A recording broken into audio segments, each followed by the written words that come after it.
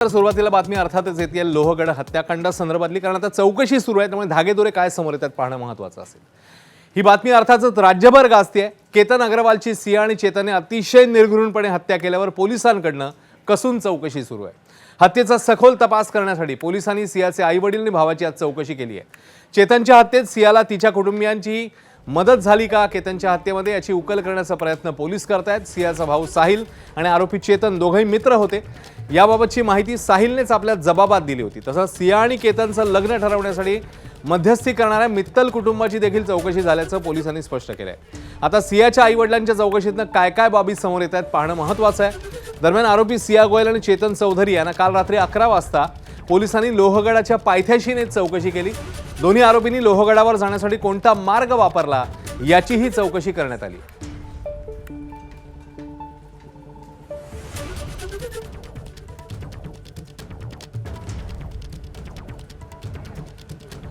तपासाच्या दृष्टीने जी काही महत्त्वाची अँगल्स आहेत ती आम्ही सर्वच त्या प्रत्येक अँगलमध्येच आम्ही तपास करत आहोत आणि आम्ही या तपासामध्ये सर्व शक्यता आम्ही पडताळणार आहोत।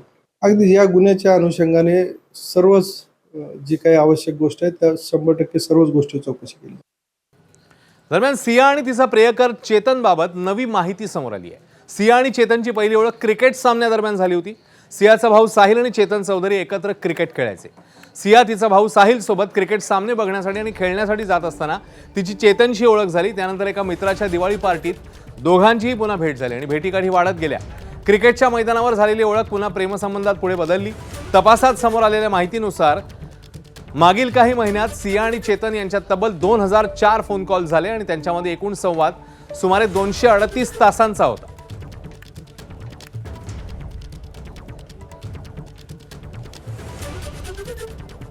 तर केतन अग्रवाल हत्याकांड चौकशीमध्ये आतापर्यंत काय काय माहिती उघड झाली आहे पाहूया।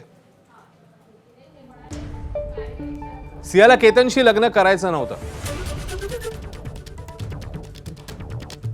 केतनची हत्या झाल्यास लग्नासाठी दुसऱ्या लग्नासाठी विचार करण्यास 3 वर्ष मिळतील अशी सियाला आशा होती। चेतनलाही सियाशी लग्नाआधी 2 ते 3 वर्षांचा अवधी हवा होता असा पोलिसांना संशय आहे। हे लग्न मोडल्यास कुटुंबियांची बदनामी होईल अशी सिया चेतनला भीती होती।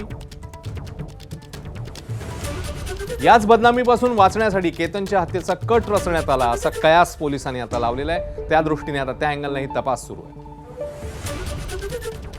केतनशी साखरपुड्याआधी सिया चेतनसोबत फेब्रुवारीमध्येच उदयपूरला फिरायला गेल्याचं समोर आलेलं आहे। चेतन सियाच्या नात्याचा कालावधी तसंच अन्य साक्षीदारांकडून मिळणारे धागेदोरे शोधणं हे काम आता सध्या सुरू आहे।